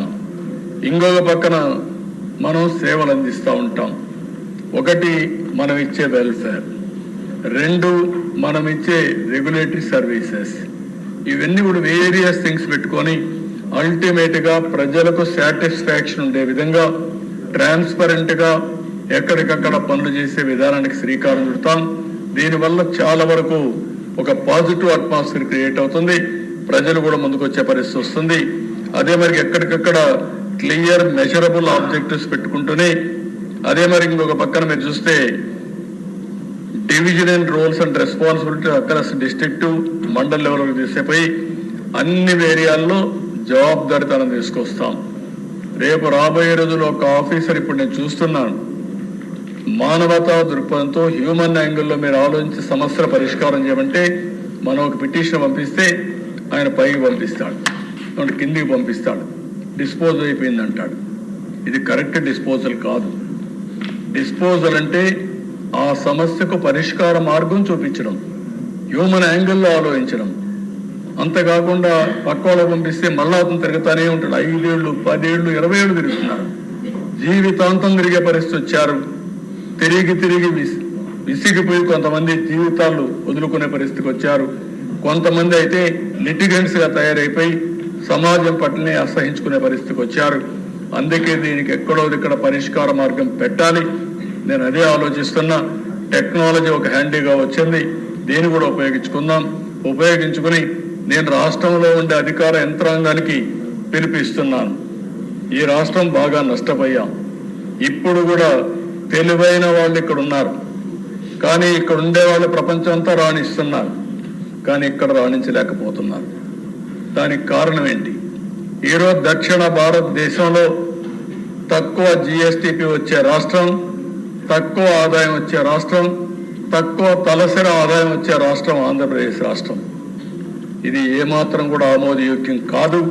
దీన్ని మనందరం కూడా ఆలోచించాల్సిన అవసరం ఉంది. అదే మాదిరిగా అధికార యంత్రాంగాన్ని కూడా కోరేది, మానవతా దృక్పథంతో ఆలోచించండి. ఆలోచించి సమస్యల పరిష్కారానికి మీరు ముందుకు రండి. అందరం కలిసి పనిచేద్దాం. అందరికీ గౌరవించే విధంగా ఒక వ్యవస్థను తీసుకొస్తామని చెప్పి కూడా నేను మీకు తెలియజేస్తున్నా. December 1 నుంచి నేను కూడా గేర్ మార్చాలనుకుంటున్నా. 6 నెలలు అయింది, చెప్పాను, రోడ్ మ్యాప్ ఇచ్చాను, పాలసీలు ఇచ్చాం. ఇంకా జవాబుదారీతనం తీసుకొస్తూనే ఎక్కడికక్కడ ప్రజా చైతన్యం ద్వారా మళ్ళీ నెక్స్ట్ లెవెల్ ఆఫ్ అడ్మినిస్ట్రేషన్ తీసుకెళ్తానని చెప్పి కూడా ఈ సభ ద్వారా మీకు అందరికీ తెలియజేస్తున్నాం. ఇవి చేస్తూ ఈరోజు ఇంత మునుపు చేశాం. We have done it before, we will do it again. ఇది అసాధ్యం కాదు. మనం చేసిన పని ఈరోజు మీరు చూస్తే హైదరాబాద్ ఒక ఎగ్జాంపుల్, తెలుగు కమ్యూనిటీ ఒక ఎగ్జాంపుల్, తెలుగు డయాస్పోరా ఎన్ఆర్ఎస్ ఒక ఎగ్జాంపుల్. ఇవన్నీ కూడా ఉన్నప్పుడు మనం ఈ రాష్ట్రంలో చేయాలంటే ఒక పాలసీ మేకర్స్గా, ప్రజాప్రతినిధులుగా ప్రజలు ఇచ్చిన మన అధికారాన్ని సద్వినియోగం చేసుకుని ఒక చరిత్ర రాయడానికి శ్రీకారం చుట్టవలసిన బాధ్యత మన మీద ఉంది. దానికోసం మీరందరూ ముందుకు రండి. ఎప్పటికప్పుడు ఈరోజు నేను చెప్పినట్టన్నీ రాష్ట్రానికి నేను ఆలోచిస్తే మీ అందరి మీద మీ నియోజకవర్గం యొక్క బాధ్యత ఉంది. నాకు కూడా నా నియోజకవర్గం బాధ్యత కూడా ఉంది. నా నియోజకవర్గాన్ని నేను అభివృద్ధి చేసుకుని రాష్ట్రం కోసం ఒక ప్రణాళిక తయారు చేశాం. ఇక్కడే డిప్యూటీ సీఎం గారు ఈరోజు లేరు, కానీ వారికి కూడా చెప్పాం. జనసేన, బీజేపీ, తెలుగుదేశం శాసనసభ్యులందరూ ఉన్నాం. మనందరి సమైక్య బాధ్యత, సంయుక్త బాధ్యత. ఏ విధంగా మనం నియోజకవర్గాలను అభివృద్ధి చేద్దాం, పోటీ చేసి అభివృద్ధి చేద్దాం. ఆల్ ఇండికేటర్స్లో మనం ముందుంటామో దానికి శ్రీకారం చుట్టండి. మీకు పూర్తిగా సహకరించే బాధ్యత ఒక లీడర్గా, మీ యొక్క టీం లీడర్గా నా బాధ్యత. దాన్ని ఉపయోగించుకోవడం మీ అందరి యొక్క బాధ్యత తెలియజేసుకుంటూ ఈరోజు మనం పెట్టిన విజన్ 2047, ఆ రోజు విజన్ అంటే నవ్వారు, ఇప్పుడు నవ్వేవాళ్ళు లేరు. ఎందుకంటే నవ్వితే ప్రజలు అసహించుకుంటారు. అప్పుడు ప్రజల్ని మభ్యపెట్టడానికి ఈయన విజన్ మాట్లాడుతున్నాడు, 420 అని మాట్లాడే పరిస్థితికి వచ్చారు. కానీ ఈరోజు అన్నీ కూడా ప్రూవ్ అయినాయి, ప్రూఫ్ ఆఫ్ కాన్సెప్ట్ ఉంది, అందరూ యాక్సెప్ట్ చేసే పరిస్థితికి వచ్చారు. నేను ఒకటే చెప్తున్నా, ఏది అసాధ్యం కాదు, సాధ్యం. అది సాధ్యం చేయడానికి మనం ముందుకు పోతున్నాం. అదే సమయంలో మీరు అనుకున్నంత ఈజీ కాదు. ఆ విషయం కూడా నేను చెప్తున్న ప్రజలందరికీ. డబ్బులు 10 లక్షల దగ్గర 9,74,000 కోట్ల రూపాయలు అప్పు కట్టాలి, సర్వీసింగ్ చేయాలి, సంపద సృష్టించాలి, ఆదాయాన్ని పెంచాలి. పెంచిన ఆదాయం సూపర్ 6 కానీ, అదే సమయంలో మనం ఇచ్చిన ఎన్నికల మేనిఫెస్టోలో ఇచ్చినటువంటి హామీలు కానీ నెరవేర్చాలి. మళ్ళీ మనం అభివృద్ధికి డబ్బులు ఖర్చు పెడితేనే మళ్ళా సంపద సృష్టిస్తాం. కాబట్టి అంత ఈజీ అని నేను చెప్పను, కానీ అసాధ్యం మాత్రం కాదు. కేంద్రం సహకరించాలి. ఒకప్పుడు మీరు చూస్తే ఏదైతే అమరావతిని పూర్తి చేసుంటే ఈ రోజుకి అమరావతిలోనే ఒక 10,000, 15,000 కోట్ల రూపాయల సంవత్సరం ఈ రాష్ట్రానికి ఆదాయం వచ్చేది. ఈరోజు తెలంగాణ రాష్ట్రానికి ఆదాయం ఎక్కడ వస్తుందంటే హైదరాబాద్లో వస్తుంది. కర్ణాటక రాష్ట్రానికి ఆదాయం ఎక్కడ వస్తుందంటే బెంగళూరు నుంచి వస్తుంది. తమిళనాడుకు ఆదాయం ఎక్కడి నుంచి వస్తుందంటే తెలంగాణ చెన్నై నుంచి వస్తుంది. అంటే అలాంటి రాజధాని చేసి 3 ముక్కలు ఆటాడి 5 సంవత్సరాలు క్రూషియల్ టైంని పూర్తిగా దుర్వినియోగం చేసే పరిస్థితికి వచ్చారు. అలాంటి సందర్భాలు చాలా ఉన్నాయి. మనం మాట్లాడుకుంటే ఈరోజు పోలవరం పూర్తి అయి ఉండి కొంతవరకు ఇరిగేషన్ ప్రాజెక్ట్స్ పూర్తి చేసి ఉంటే, ఇరిగేషన్ కానీ మనం నీళ్లు ఇవ్వగలిగి ఉంటే వ్యవసాయం బాగా అభివృద్ధి అయ్యేది. వ్యవసాయం పెరిగితే రైతులు బాగుపడేవాళ్ళు. రైతులు పండించిన పంటల వల్ల జిఎస్టిపి వచ్చేది. రైతులకు కొనుగోలు శక్తి పెరిగితే వాళ్ళు కొనుగోలు చేసిన వస్తువుల వల్ల ప్రభుత్వానికి ఆదాయం పెరిగి పేదరిక నిర్మూలనకు ఉపయోగపడేది. ఇవన్నీ కూడా మనం ఆలోచించుకుని ముందుకు పోవాల్సిన అవసరం ఉంది. ఈరోజు ఈ కార్యక్రమాన్ని 2047 విజన్ డాక్యుమెంట్ స్వర్ణ ఆంధ్రప్రదేశ్ని వీలైనంత తొందరలోనే ఇనాగరేట్ చేస్తాం. మీ అందరికీ చెప్పాం, మీరు కూడా ఫీడ్బ్యాక్ ఇవ్వండి. ఇప్పుడు చెప్పగలిగితే చెప్పండి, కాకపోతే మీరు రాసి ఇవ్వండి. ఇంకా వినూత్నమైన ఆలోచనలు మీకు వస్తే ఆ ఆలోచనలు కూడా ఇవ్వండి. అన్ని ఆలోచనలు ఎగ్జామిన్ చేస్తాం, ఫైనల్గా అడాప్ట్ చేస్తాం. ఇది అడాప్ట్ చేయడమే కాదు, మీకు అందరికీ కూడా విజ్ఞప్తి చేస్తున్నా, ప్రజలకు విజ్ఞప్తి చేస్తున్నా, జవాబుదారీతనంగా పనిచేస్తాం. ఈ రోజు నేను తయారు చేసే విజన్ 4.0 విజన్ వర్షన్ 1. ఈ వర్షన్ 1 2047కి ఇస్తాం. ఎవ్రీ ఇయర్ మళ్ళా మారిన పరిస్థితులకు అనుగుణంగా వర్షన్లు మారుతూ ఉంటాయి. 5 ఏళ్లలో 4.0 వస్తుంది, 4.1 వస్తుంది, 4.2 వస్తుంది, 4.3 వస్తుంది. 5 ఏళ్లకు 5 వస్తాయి. 5 చేసిన తర్వాత ఎవ్రీ ఇయర్ ప్రజలకు మళ్ళా చెప్తాం, మీరు ఇది చెప్పాం, ఇది మేము చేశాం. ఎక్కడన్నా చేయలేకపోతే ఎందుకు చేయలేం కూడా ఎక్స్ప్లెనేషన్ ఇస్తాం. మళ్ళీ అడుగుతాం మ్యాండేట్. మళ్ళీ నా 5వసారి ముఖ్యమంత్రులు అయ్యి మనం అందరం మళ్ళా తిరిగి వచ్చి విజన్ 5.0 తీసుకొస్తాం. 2047 వరకు ఇప్పుడు మీరు చూస్తే గుజరాత్లో మీరు చూశారు, 30 ఏళ్లుగా ఒకే పార్టీ ఉంది, బీజేపీనే ఉంది అక్కడ. లేకపోతే చాలా రాష్ట్రాల్లో మొన్నే హర్యానాలో 3 సార్లు వాళ్ళే గెలిచే పరిస్థితికి వచ్చారు. మనం ప్రజల కోసం పనిచేసి ప్రజలను కన్విన్స్ చేసి మన ప్రవర్తన వల్ల మన పనుల వల్ల ప్రజలకు గారి చైతన్యవంతులు చేయగలిగితే, ప్రజల్ని మోటివేట్ చేయగలిగితే, ప్రాపర్గా చెప్పగలిగితే ఎప్పుడు ఉంటారు. ఇప్పుడు నేను 9వసారి ఎమ్మెల్యే, 10వసారి కూడా అవుతాను. అంటే నేను ఎందుకు మాట చెప్తున్నానంటే అక్కడ వరుసగా ఓటేస్తున్నారు. ఇప్పుడు మొన్నటి వరకు 8 సార్లు వేశారు, 9వసారి ఓటేస్తారు.